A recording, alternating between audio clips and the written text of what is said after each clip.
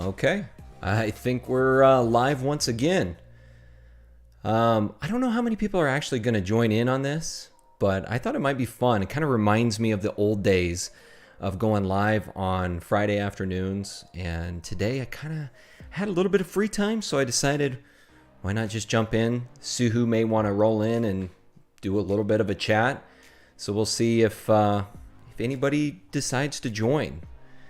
It's been a busy last month for me, and I know that I had said I had made a lot of talks and a lot of promises about what I had planned on doing on this channel, and I know a lot of them haven't really come to fruition, but I do have a lot of plans on things that I do want to accomplish as far as PokéNav and just some of the ambitions that I have in relation to the Pokemon space. But yeah, we'll see what happens, and we'll see if anybody joins in here, and we might be able to have a little bit of a chat. It looks like we got a couple people, which is better than none, right? Antler OG and Sunshine K joining in on the chat. Hopefully you guys can hear me all right. Also doing this standing up. Got the nice mobility now. I got a nice standing desk so that it can move around a little bit more, you know, kind of get into the flow of things. Jesse Ramos, what's going on, man? What's Gucci? Go ahead and change that a little bit.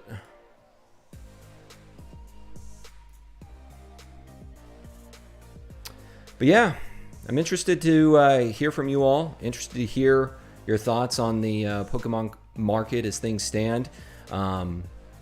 Interested to just get everybody's inclination on where they think the hobby's at, where they think the hobby's going. Maybe have some good conversations today, and just chat like we used to.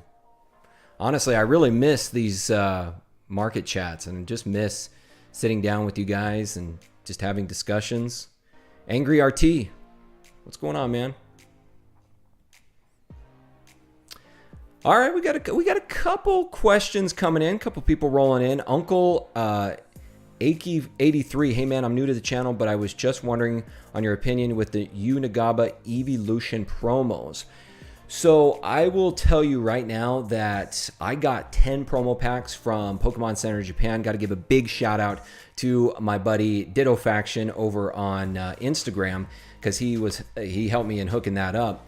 But right now my play on these, and I'm probably going to kick myself for spilling the beans on this. My play on the Unigaba promos, right off the bat, I think they're cool. I'm not real particular about the art style, but I still think they're unique and they're interesting.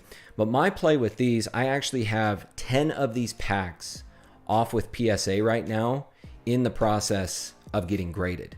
My idea about this is that there's probably going to be a lot of the individual promos that are going to hit the market. They're going to be graded and they're going to hit the market. But my idea is to try to be the first to market with graded packs.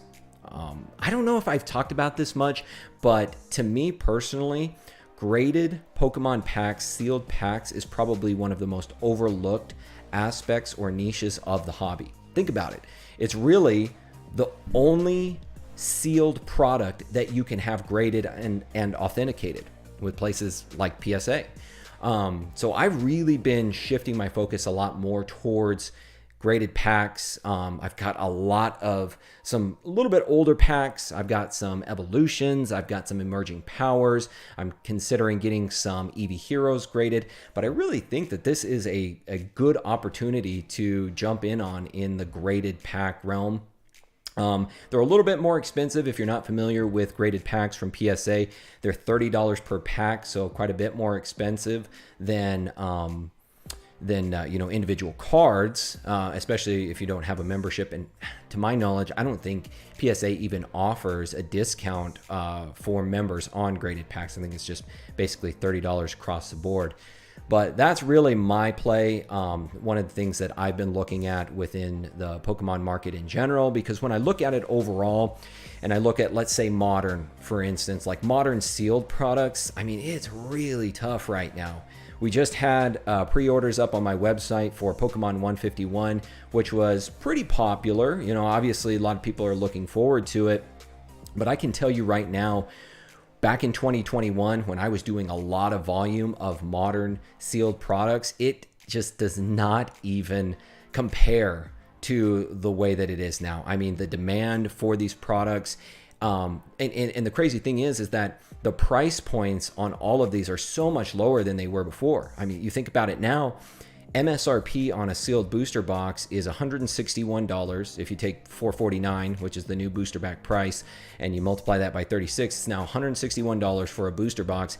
And honestly, during pre-orders for at least the last few sets, when you take in Scarlet and Violet base set, when you take in Paldea Evolved, Obsidian Flames, now 151, I mean, they're so much lower than MSRP. It's just crazy. I mean, booster boxes are like $115, and now the distributor pricing is $95.50, basically what you're buying as a reseller from the distributors. There's like no margin there whatsoever, and especially if you're selling on platforms like eBay or elsewhere, and you're getting fees of 10, 13, 15%, there's just like no money to be made, and a lot of the time you're just losing money on those.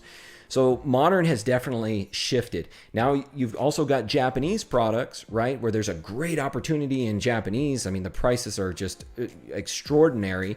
However, nobody can get them, right? And if you are getting them, you're getting them at such a high price point off the secondary market, because unless you have a brick and mortar store or a store in Japan, you're buying secondary market prices. So it's almost the flip or the reverse of what it was in 2021. Japanese products, although popular back then, you could get them, and you can get them pretty cheap. A lot of the time, well under $100 for a booster box. And they were fairly plentiful. In fact, when I had my previous business at PokéRealm, we were supplementing a lot of our English products with Japanese just because it was so much easier to get. And now it's just the opposite. So that just goes to show you how the markets ebb and flow, and how they change, and how the sort of paradigm that a lot of people were touting about a bubble within the Pokemon market, how that never really panned out. Like the bubble sort of, it never burst, it never popped. It just sort of morphed, and it just sort of changed, and sort of created all of these little other bubbles, right? And I don't even know if you can call them bubbles, but all of these other little markets that then took off. Some retracted, some fell, which is pretty cool. It's cool to be in a market that has that much dynamism in it, that there's always that flux, there's always that change, and there's always the opportunities. So really appreciate the question there, and I believe it's A Key. I think you corrected me there, Uncle A Key 83. That's kind of my play right now. I think that graded packs is certainly a good opportunity. I think an untapped opportunity at this time, and that's kind of where I'm putting a lot of my focus right now, getting a lot of different packs graded, a lot of stuff that I've held on to over the years, and kind of going down that route right now. So thank you for the question. Jesse Ramos, glad you're back doing content. Hey, I appreciate it, man. I know that I haven't really lived up to the expectations that I had set when I had put out like kind of my return videos. But I'm trying to do what I can. Things have been very busy. Have a couple other businesses that I've started kind of around the same time this year. And I really like to put myself in a predicament of being just constantly busy, right? And that's kind of where we stand right now. But if you guys watched my last video that I put out, my focus really, what I love most is things like this. Talking to you guys, just having long form dialogue and just talking about Pokemon rather than sitting down, doing a pre-recorded video, being a talking head. I really like interviewing guests. I really like speaking to the community. And that's where I think my focus, what I would really like to accomplish, is getting a really high quality podcast, really taking kind of what's already been there. And I had a podcast before, if you guys remember, the Pokemon Masterclass, of taking that, but really just kind of using that Pat Flynn or Deep Pocket Monster style and just making it the absolute best it can be, like being the Joe Rogan of Pokemon. Really high quality video, high quality audio, and just the best guests that you can imagine, and not just like other PokeTubers, which are fine. I'm not bashing anybody for, just wanting to interview PokeTubers or what have you, but I would really like to be able to get on, it's people that you don't see that often. I mean, like people within the Pokemon company, people, big time collectors, investors that you guys never hear about, that honestly would make the likes of myself just look like, a small fry, or even a lot of the other Pokemon YouTubers that are investors would make them look like small fries. I really like what Pokemon Radar is doing right now with his style. He's really focusing more on sort of the business / collecting style. I really like that. But for me, I'd really like to encompass, the breadth of Pokemon. Bringing on the Masters World Champion. We've got the Pokemon World Championships that are coming up. Being able to bring on the champion, whoever gets crowned with that title, bringing them on and having them on the podcast, interviewing them, finding, just talking about the journey along the way that got them to that point. People like that, bringing on winners from the VGC, people from Pokemon Go, people that you never hear about. And these are some amazing people. And there's a lot of hard work that goes into being crowned in one of those areas, in one of those areas of the hobby. So that's kind of my mindset on it. And eventually that's really what I want to focus on. Jake from Pallet Town, lurking on mute at the moment, putting the twins to bed. I'll be around to see what's up when they're out. Well, Jake, it's good to hear from you, man. Jake, for you guys out there, Jake has been a supporter of this channel, excuse me, since the very beginning. And I think pretty much every live that I've ever done, he has always joined in, even after a long hiatus like what I've had. Here he is again. So I really appreciate that, Jake. Thanks for joining, buddy. Bobby Bergen, howdy. What's going on, brother? It's glad to have you guys here. We got, I think, 6 people in the chat right now, which I'm actually surprised about that. I wasn't sure if anybody was going to join in. So any kind of dialogue, I certainly appreciate. And anybody that decides to join in, I just really appreciate your time. Really appreciate you guys taking the time to sit here and listen to me talk and ask some questions. What is your opinion on the London Championship decks with the promos and the little book? Not entirely sure. I'm thinking of the correct product. Are you talking about the World Championship decks? I think that's what you're talking about, is the World Championship decks. I was actually talking about those way back in, I believe, 2020. I used to do like a top 10 or undervalued rather. I used to do an undervalued Pokemon card series where I would give maybe 4 or 5, however many products and or cards that I thought were currently undervalued at the time. And that was one of them, was the World Championship decks, which I thought were really cool products. You can't play them. You can't, they're not legal cards, right? So there's that aspect. But I think especially as the Pokemon World Championships becomes a more and more popular event, I think people are really going to look very fondly on those products. They're cool. They basically are constructed after the winning decks of, let's say, the Masters, the Juniors, whomever. I really like them. I think they're cool. I think that it's a fun little memorabilia piece, right? Something, especially if you were at the World Championships, that's something that you can take as sort of a token of that particular time. Because back in 2020, I think at that time I was talking about maybe the 2018, 2019 World Championship decks, even into 2021, talking about some of older ones, which I thought were still undervalued at that time. I haven't really kept a close eye on where those have gone. You guys can certainly fact check me there in the chat and tell me, where they've gone, if they've seen any kind of growth or not. And and sometimes it takes a lot of time for products to take off. We've seen that recently with, my gosh, like with full art trainers or just trainers in general, starting to see a little bit of a paradigm shift in the taste of the hobby where, in fact, I was watching Danny Phantom's video the other day talking about the terrestrialized Charizard card that's coming out for Obsidian Flames. And he was, basically putting the question out there, have we reached a point where nobody really cares about Charizard anymore? They want to see something new. And to me, when I look at it and I look at where the Scarlet and Violet generation has gone, and I see how the demand has diminished, and especially where the singles prices have gone for the products that have been released thus far, I think that it's now the younger generations which are dictating the demand on particular cards, particular Pokemon, and what in fact is popular. If you look back in 2020, Pokemon put out a survey asking everyone worldwide who their favorite Pokemon was. And I looked at that the other day, and Charizard was number 4 on that list. Number 3 was Mimikyu. Number 2 was Lucario. And number 1 was Greninja.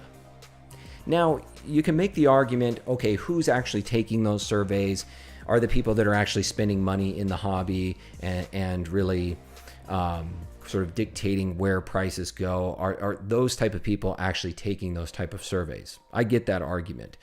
But it is really interesting. So you compile that along with where the market is going and how it's changed and how certain cards are starting to become the poster child of sets, full art trainers, different Pokemon, even in sets where Charizard is released. You're not seeing Charizard at the top anymore as far as price point. So I really think that there is a bit of a shift here. There's a changing of the guard of who is really dictating the price and where the market is going and what cards are popular and what sets are popular. And I think Pokemon will catch on to this. I think at some point, as far as modern goes, I'm not talking about vintage, but I think as far as modern goes, I think Pokemon will catch on to this and they will start to change the direction of their sets. They're going to start changing the Pokemon that's going to be featured on there because I think it's the younger generation and their taste of Pokemon, right? These are generations coming up, and a lot of the people who are very interested in modern Pokemon cards is not the old timers like myself. It's not the people from Generation 1 or Generation 2. You're starting to get people who grew up with sets like Black and White, sets like X and Y, or even Sun and Moon. And I think it is they who are really providing the direction and where the market goes for modern Pokemon cards. So I'll be interested to see that. I'll be interested to see how all of that pans out and what direction the Pokemon company takes. Can you grade the promos in the World Championship packs? Not sure on that. Somebody else help me out in the chat if you do know. I am not positive if the promos can be graded. I mean, let's be honest. Practically any Pokemon card out there can be graded nowadays. Depending on the grading company, PSA, Beckett, CGC, practically every Pokemon card out there can be graded. But I'm not entirely sure on the World Championship promos. I would assume, my inclination is yes, but maybe somebody else in the chat knows that for sure, or you would like to take the time to Google that for me. I need my young Jamie. If you guys are familiar with Joe Rogan, I need my young Jamie in the house to fact check me on things that I'm saying and to provide a little bit more context. Any tips on shipping? Well, shipping is quite expensive now. I mean, the prices on this on shipping in general have just been going up year after year after year. And I think a lot of resellers have really felt the effects of inflation when it comes to shipping. Personally, as far as shipping goes, I really like the platform known as Pirate Ship. There's also Ship-O, which is another good one. But I've used Pirate Ship for the most part. It integrates really well with Shopify, which is the site that I've always used to sell Pokemon cards. So I really like Pirate Ship. I think they offer really good prices on all the different tiers from all the different carriers. So USPS, UPS, FedEx, and as well as international as well. I also use DHL for international shipping, but again, that's all integrated through Shopify, through Pirate Ship. So I really like them. There is one little, I will call this a little loophole that you can do to try to help save yourself some money on shipping. I don't know what what they call this trick, right? But I've used it for forever. What you can do is if you box up a product, right? Let's say you're getting ready to ship out a particular Pokemon product. You box it up, you package it up really well, nice and secure. If you throw a poly bag over that box, you can then actually ship it out as an envelope versus a box. And that can save you sometimes as much as 20 or 30% on shipping costs. So that's just a little hack that I've used before. If you're not familiar with poly bags, give me just 1 minute. I'll show you what a poly bag is.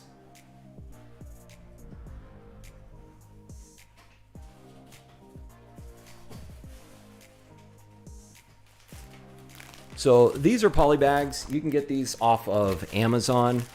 Basically, again, what you do, it's just an open bag. Amazon uses these a lot. If you order from Amazon, you'll notice that you get a lot of products, or a lot of your orders in things like poly bags. But you can just box up your order like you normally do, stick it in this poly bag, and just seal it up, and then you can send it as an envelope versus a box. And then what I found is that saves a decent amount of money. So that's it's one little shipping hack that I would encourage you to check out. What is my top 10 list of amazing rares? I'm going to have to try to remember them all.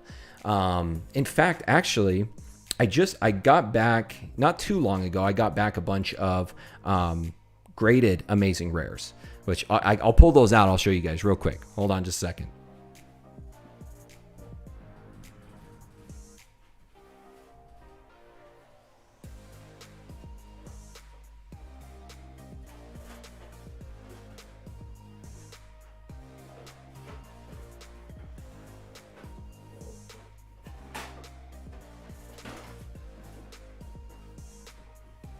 Gotta find which box it's actually in.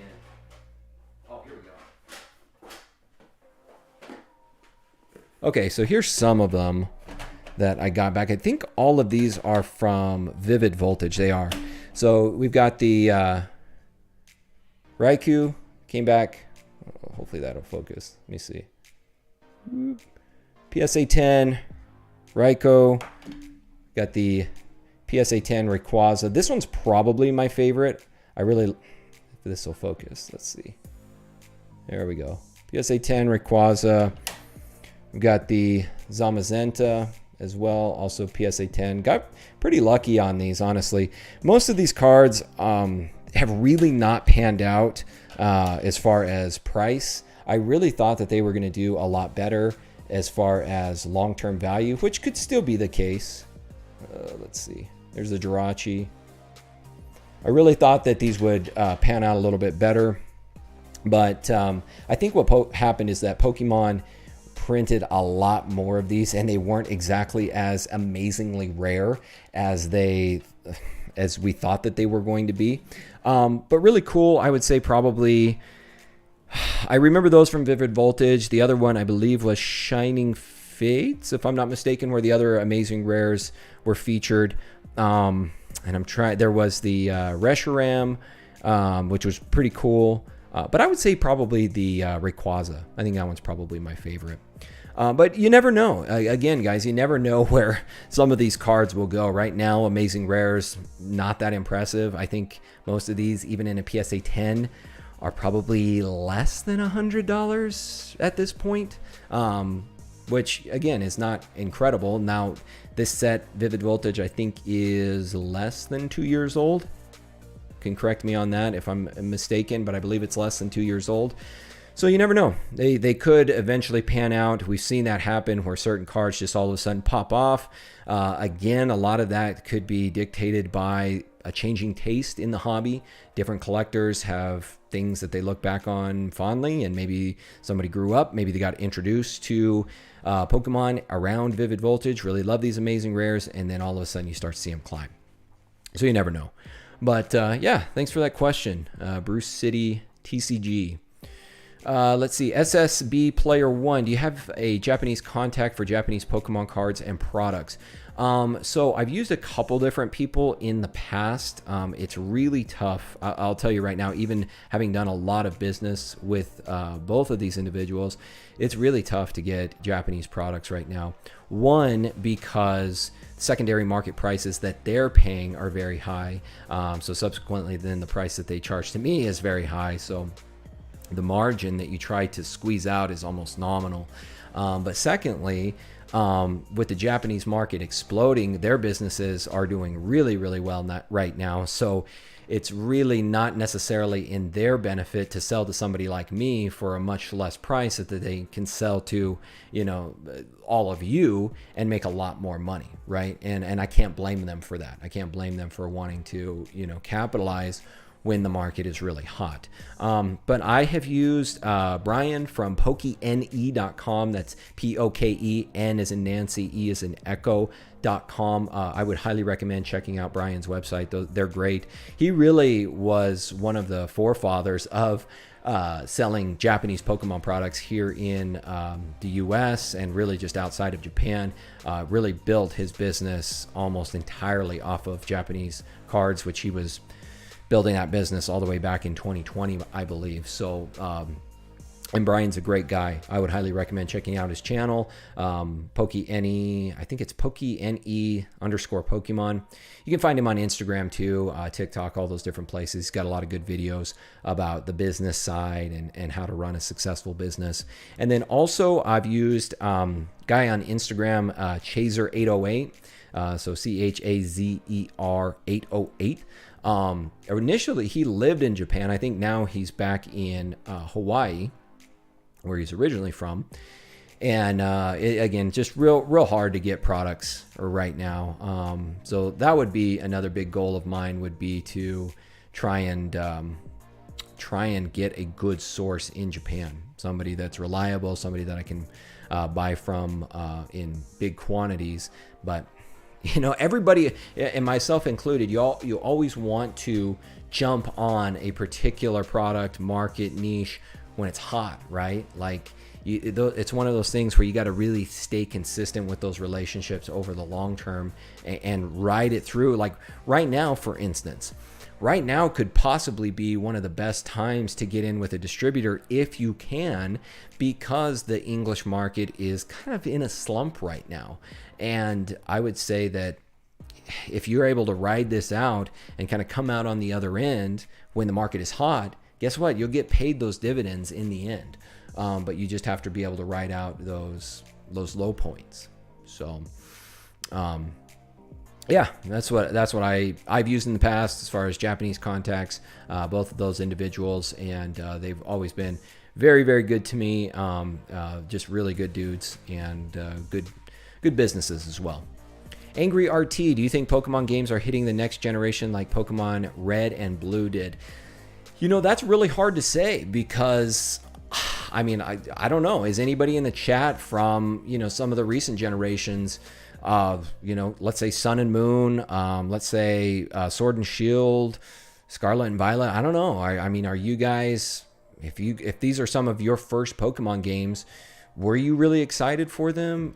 I don't know. I can't really answer that. I can tell you that when Red and Blue hit back in the late 90s, right? Back in 98, 99.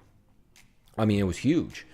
It was huge, but it was also the first, right? It was the inaugural game. It's what brought Pokemon to the forefront. So I don't know. To me, it's hard to capture the nostalgia of the initial games, in my opinion, of Red and Blue, but that's also my own bias speaking. right? Because I have a sentimental and nostalgic attachment to those games. I'll be quite honest with you. I haven't played Scarlet and Violet. I didn't play Sword and Shield. I didn't play Sun and Moon. I haven't played any of those games. In fact, as far as Pokemon games go, I've played the first 3 generations. So I played Red and Blue, Gold and Silver, Crystal, Yellow, and then on to Ruby and Sapphire. I take that back. I also played Fire Red and Leaf Green and Heart Gold, Soul Silver, but I don't think that really counts. So I don't know. I feel like maybe I'm biased in that regard, just based upon my own, attachments to those games. I don't think that they are quite at. I don't think the current games are quite on par.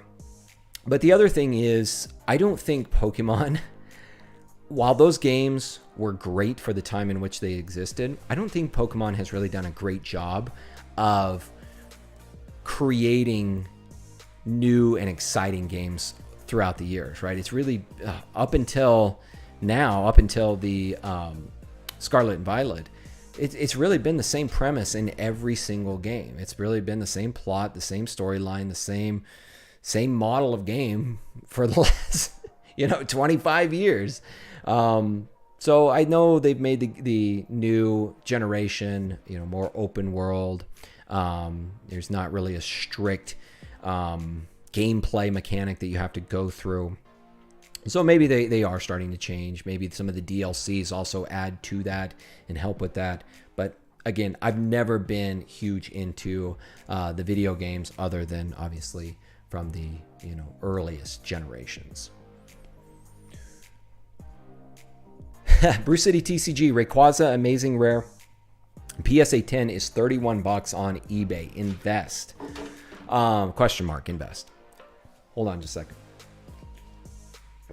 We'll lead into the...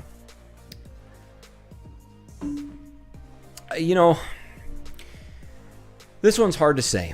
I do think that these amazing rare cards, I think they're really cool. Do I think that they could pop off at some time in the future? There is always that possibility. The thing that I do like about them, which I do think lends credence to perhaps their long-term viability, is that they were only released in 2 sets, Vivid Voltage and Shining Fates. That's it. Now, unless Pokemon brings these back at some point and starts to, incorporate them into subsequent sets, that's pretty unique, right? So the only time that we saw that was in 2 sets. Perhaps it might impact that maybe the Breakpoint cards have, where they weren't really highly looked upon during their time, and now there's nostalgia built in. There's people who are like, you know what, I kind of like those break cards. I kind of like Steam Siege as a set. Kind of like to open Steam Siege. I kind of like Steam Siege at the prices that they used to be. Now it's like over $250 a booster box. So you just never know. You never know where some of these things are going to go. But when I look at it, and I try to be as pragmatic as I possibly can when I look at something. I try to take the emotion out of it, try to take my own personal biases out of it, and just look at it and say, okay, well, what is it that possibly makes this unique, that could set it apart, and that could, possibly create a good long-term investment? And that's one that I see with the amazing rare cards. They were only released in 2 sets, Vivid Voltage and Shining Fates, and we haven't seen them since. So that could possibly, and when you look at previous sets and previous cards that have a similar background, they've done pretty well. I'm not saying that they're going to go to the moon, but they've done pretty well. So that's kind of my take on the amazing rares. So take that with what you will. It's not a yes or a no, but it's kind of my mindset. Obviously, I have some. I got some graded. I'm not going to be selling these at $31, right? It would be silly. Each of these cards, now I got these graded back in 2021, and I got them graded through Graded Gem. So they were like $8 a card, which is great, right? You're not going to see that anymore.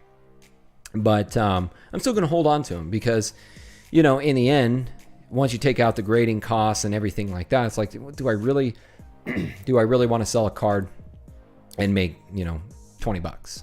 It's not worth it to me. I'm going to hold on to them and see where they go. Angry RT. Nice. Pokemon Blue, Silver, and N64 Stadium are classics. I thought they did an okay job with Pokemon Go. Yeah, that's another one. I played Pokemon Go when it first came out back in 2016. Kind of one of the renaissance periods that got me back into Pokemon was during that time. So I've talked about this a lot before, that 2016 was my reintroduction back into Pokemon. And as part of that, Pokemon Go was something that I was playing and getting into evolutions and things like that. So I don't know. I haven't played it since then, to be honest with you. So I couldn't really give you any kind of insight into that. But I love the classics. I love Pokemon Stadium. I love Pokemon Snap. I love all of those. But again, that's my nostalgia.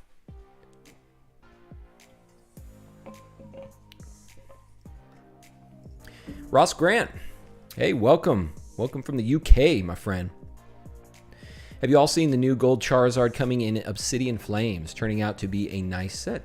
I think overall Obsidian Flames, I think a lot of people probably overlooked this set. I think it's going to be pretty decent.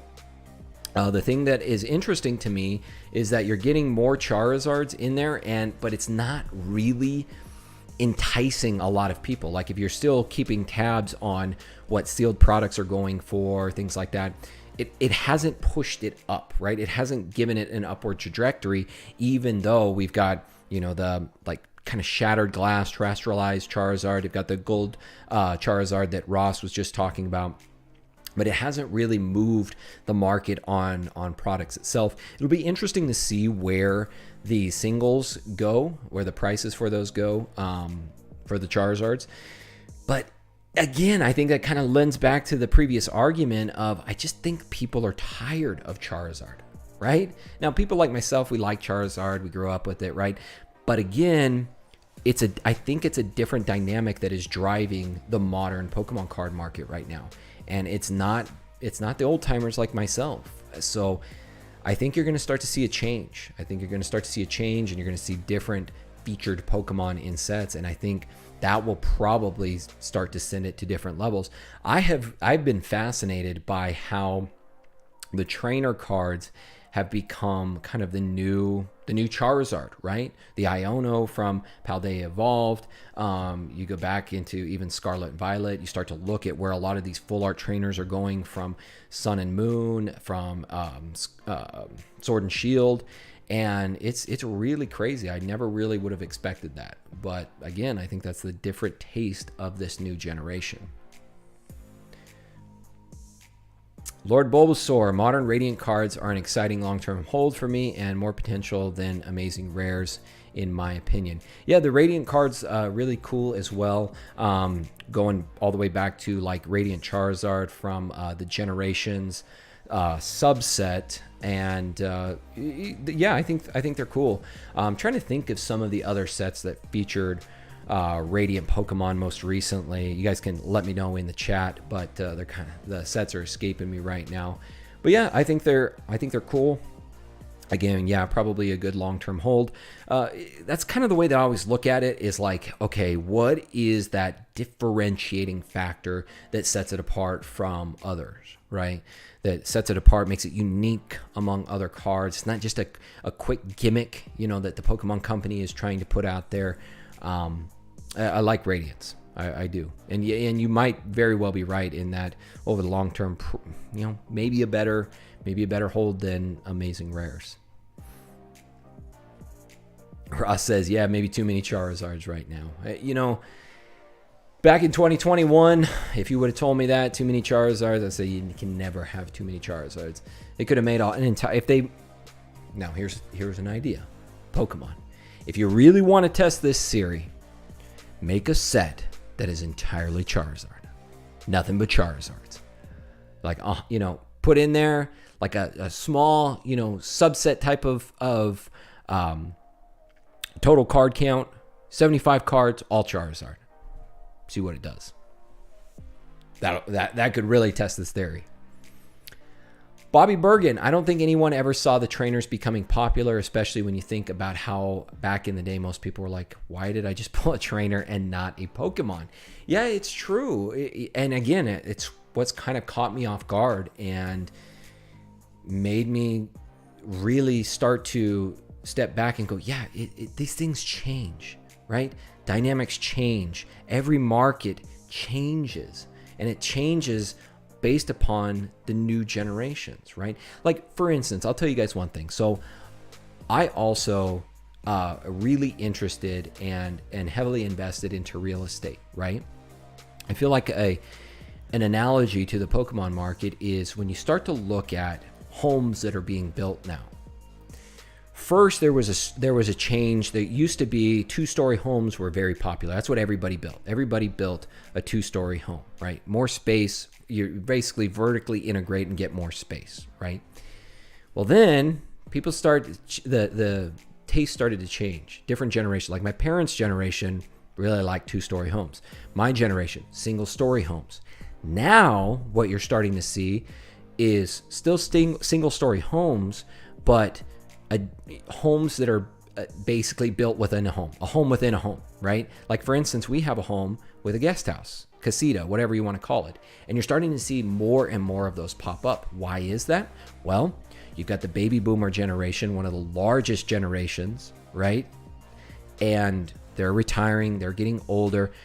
They're wanting to move. They don't want to go to the retirement homes, right? They'd rather live with their family. So now they're living in the guest houses, or the younger generation is going to school longer rather than going directly into the workforce. So they're staying at home longer. So you've got college students who are still living with mom and dad, which creates a little bit of a separation, right? A little bit of autonomy without, with still being in mom and dad's house. So that's kind of how that's changed, right? And that's home builders catch on to that and they go, oh, okay, here's where the demand's at. And this is the style of home that we're going to start building now, right?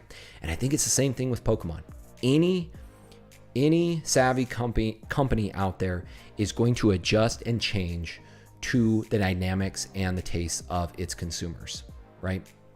And I think that's what Pokemon will eventually do, is they'll go, okay, this new generation. Actually, I was thinking about this the other day. I was thinking about this while I was going on a walk the other day. If you really think about it, okay, Pokemon as a brand, Pokemon as this media franchise, right? It's called Pokemon. But if you go all the way back to Red and Blue, we were just talking about this. If you go all the way back to Red and Blue, the story of Red and Blue is not about Pokemon. It's about the trainer within the Pokemon world. So the whole point of the game is to follow the trainer in catching all 151 Pokemon and becoming a Pokemon master. The whole story, the whole plot of the anime is the following of Ash Ketchum becoming a Pokemon master within the Pokemon world. It's almost as if Pokemon is sort of a subset of the trainer itself. So if you think about it, it actually makes sense that perhaps this generation is like, no, I have more of an attachment to the human aspect, to the trainer itself within Pokemon, and that is basically dictating the type of cards that they want to see and the type of cards that they're willing to pay for and that they're willing to pay big money for. So that, I don't know, just an interesting thought that I had.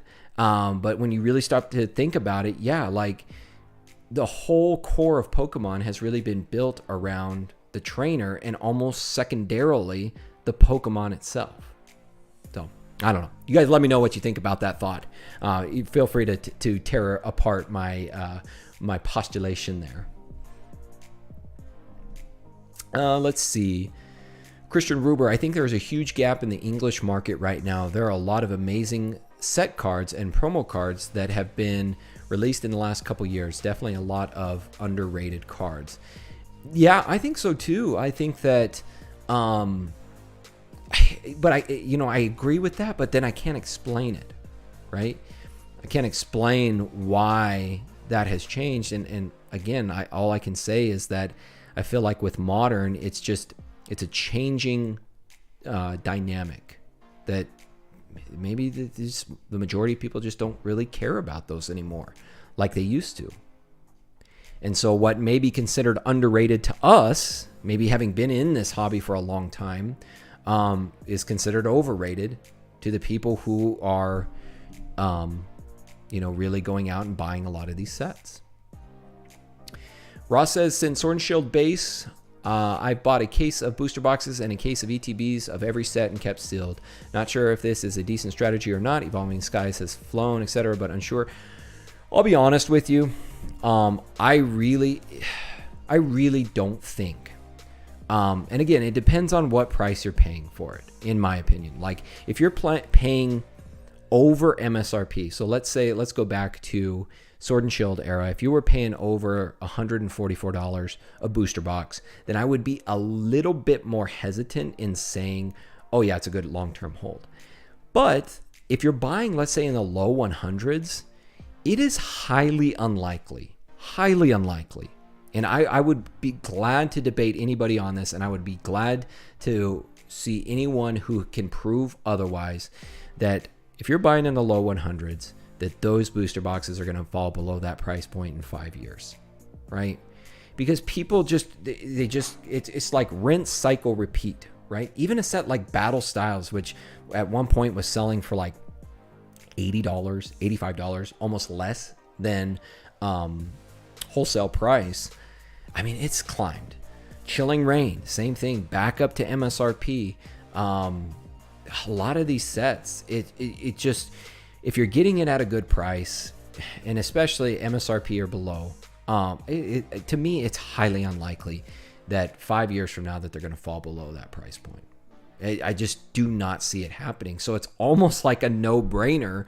Now, here's the other thing to consider, and this is what a lot of people don't talk about, is let's say that you pick up a case of booster boxes, and let's say that you pick it up for, I don't know, we'll call it $660, right? Picked each booster box up for $110, right? Well, if in 5 years that climbs up to MSRP, right? So we'll say $140. Is it really worth wrapping up that much money in a particular product to get that kind of return? I don't know. Like, to me, it's not always real cut and dry. Do I want to put up a bunch of money, get 5 cases of every set, and make $40 on every booster box in 5 years? I don't know. It's not really worth it to me. For me personally, I would rather focus on the sets that I think have really good potential, right? And I've been wrong, I've been right, but I try to focus on the ones that I think have the most potential. And then I go in much harder on those sets rather than just kind of doing the dollar cost averaging approach of just buying a case of every single set, right? Now, you can probably do that. And again, you can do that and you can still make money, in my opinion. Like 5 years from now, you're still going to make, if you go in and you buy 5 cases of Obsidian Flames, you're going to make money on that in 5 years. It would be really hard to deny that, right? But let's say that you took that same money, right? Going back, let's say you took that and you bought 5 cases of Eevee Heroes. Way different story, right? It's kind of like with stocks in a way. Like, I really try to focus on the fundamentals of stock investing. I focus on certain metrics on stocks that I think, price to earnings ratio, certain metrics that I think lend credence to the long-term viability of that. And I really utilize the same approach when it comes to investing in long-term in Pokemon cards. And so that's what I would rather focus on. I would rather get, I would rather get these.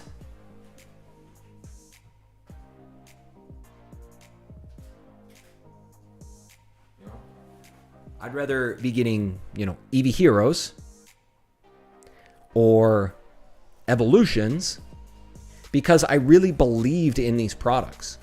I really believed in what they offered, and so I bought much more of those, and they've panned out fantastically.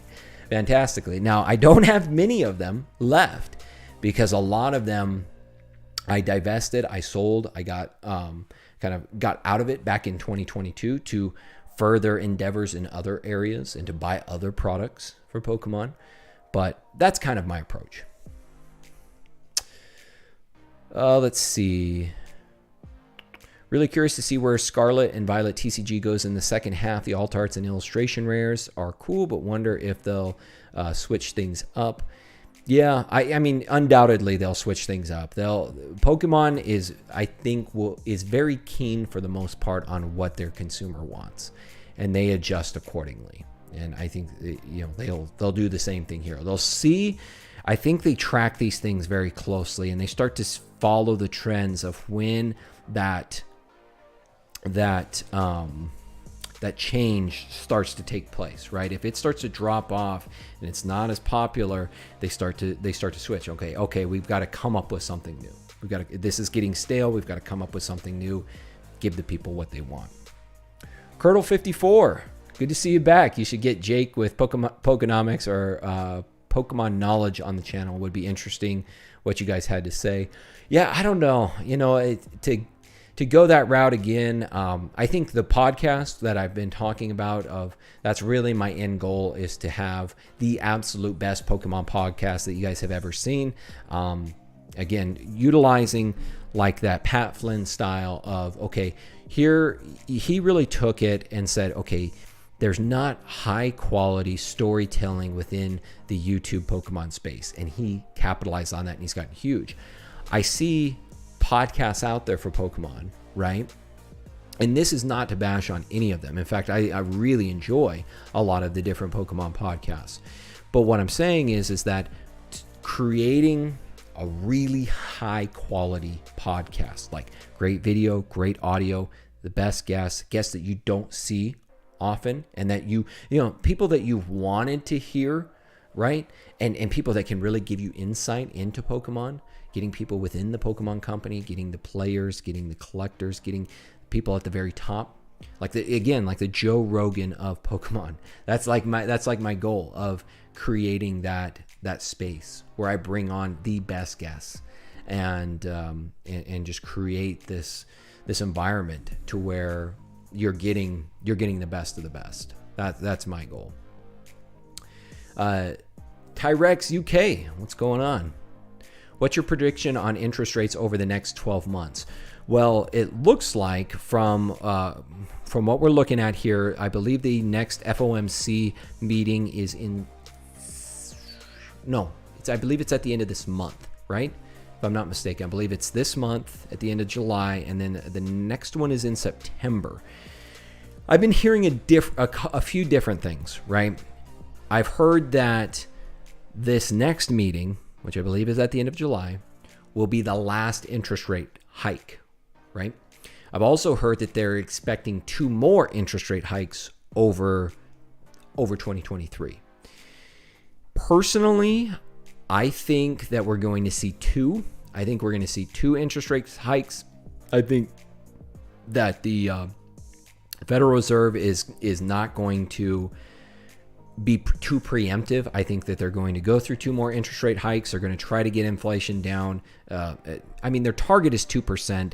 Now, if you look at it, their metric is core inflation. So there's different rates of inflation that you can use as a metric. They're using core inflation, but a lot of what they put out there as far as the interest rates is the it's escaping me now. I hate when this happens. Anyways, it'll come to me. But if they're using core interest rate, that has actually been hovering around 4%, right? That has been hovering around 4% for a long time now. If their goal is to get it down to 2%, I think they still have a long way to go. But the interest rate that they're putting out there is not reflective of where the economy is at, right? They use core, the core interest rate, but I don't know why I can't think of it right now. But the other metric in which they use, in which they publicly put out there, will say that it's around like 3.5, 3.6, which to me is not indicative of where the economy is currently at. And I think that they have a long ways to go. I think interest rates will get raised at least 2 more times throughout 2023. So be prepared for that. And then I think after that, they will go through a pause period. Typically what you see with the feds it's really a 3-stage process. So what they'll do is they'll raise interest rates for a period of time, right? Then they go through a pause period. That's really stage 2. So stage 1 is raising of interest rates. Stage 2 is the pause. Now the pause, there's no telling how long that could take. No telling how long the pause could really take. But I'll be consecutive pauses. So at every FOMC meeting, they'll just basically say, nope, we're not changing interest rates. They're just going to stay. And then stage 3 will be the lowering of interest rates. That's what they call quantitative easing, right? That's where they're going to start printing more money and pumping money back into the economy. This period right now is quantitative tightening, where they're trying to soak up, they're trying to absorb a lot of that money that was printed over the last 10 years. And so that's where that dynamic will change. I think it's going to be really interesting. I think that it is going to pose a lot of opportunities as we start to go through that quantitative easing period. But it's going to definitely put a strain right now on a lot of different markets. Now, what is going to trigger that? I think that it's probably going to be some type of crash. I don't even like to use that term. I think it's going to be a very negative impact on a particular market. So I think that's going to be either housing, real estate. I think that's going to be possibly the stock market, or that's going to be the banking sector. I think there's going to be a heavy fall in one of those industries, and I think that is what will trigger then the quantitative easing period. So didn't think that we get into interest rates here tonight, but hey, I like discussing that stuff as well. Well, guys, if you do have any more questions, go ahead and throw them in now or forever. Hold your peace. I think we'll go ahead and wrap it up here tonight. This has been a lot of fun. I've really enjoyed chatting with you guys again. It's, it was just kind of a sort of on a whim that I decided to do this. I've always really enjoyed doing these market chats. We used to do these every single Friday back in like 2020, 2021, and I always really look forward to these. And again, I think that's something that you have to be cognizant of, when you're like, especially with content, right? When I stepped back and I thought about it, it was like, okay, do I really like making videos? I really don't. I'll be honest with you guys. I really don't like making videos. Honestly, I find it kind of a burden. And I give a lot of credit to the guys out there and gals that do that for a living, of creating content, making videos, all that stuff. That's not me. What I really enjoy is the long form conversations, long form content, podcasts, chats, things like this. That's what I really like. And I think that's the direction that I want to take for content, because it's what I love. And I think that a lot of you out there really are hungry for that as well. You're hungry to go deeper rather than this just superficial entertainment or quick hit videos, the dopamine hit type of videos. You really want to go deeper, and you really want to have those discussions, because let's face it, like if we were face to face, right? If we were meeting at a Collecticon or convention, what have you, this is what we would be doing. We'd be having dialogue. We'd be going back and forth. We'd be getting to know each other, and we would be going deeper on these topics. And that's what I love. I honestly just like to have that same type of mindset and sort of dynamic nature in my content. And that's what I enjoy in content that I'm consuming as well.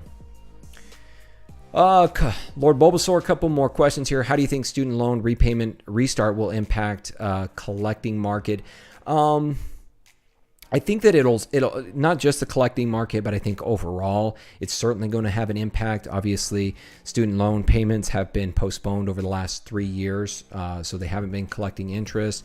People haven't had to pay on their student loans. So I think that's one more facet that is going to add to the burden on the economy and sort of the burden of working class individuals. When you start to add now on, you've got inflation, which has added additional costs really across the board in everything. You add on student loan payments, that's just going to make it more difficult. And I have seen it, right? I can tell you right now, from when I left back in 2021 until now, market is very, very different. And I think that the amount of products being purchased have fallen tremendously. Demand has fallen, and I think a lot of that is due to the economy and, you know, sort of the more dire straits that people find themselves in. There's not the same disposable income that they had before to purchase things, luxury goods like Pokemon cards. So I think that's just one layer that will probably add to that and probably impact people's, people's overall purchasing power. All right, guys, I think we will go ahead and wrap it up there. Again, I appreciate everybody for joining in here tonight. This has been a lot of fun. Again, I love these conversations, love speaking with you all. One of my thoughts is that perhaps once I start doing the podcast seriously, I might do some live call-in episodes where maybe we can have you guys, if you want, you can call in, can ask questions, just create a whole podcast episode around live calling questions and something like that. And who knows, maybe I'll make this a little bit more regular segment here on the PokéNav channel as well, if you guys are up for that. But all right, well, everyone, enjoy your weekend, have a great time, be safe out there. Again, thank you so much for the support. Thank you for being here tonight, and we'll see you all next time. My name's PokéNav. I'm here to help you navigate the world of Pokemon one video at a time, and I will see you all in the next video.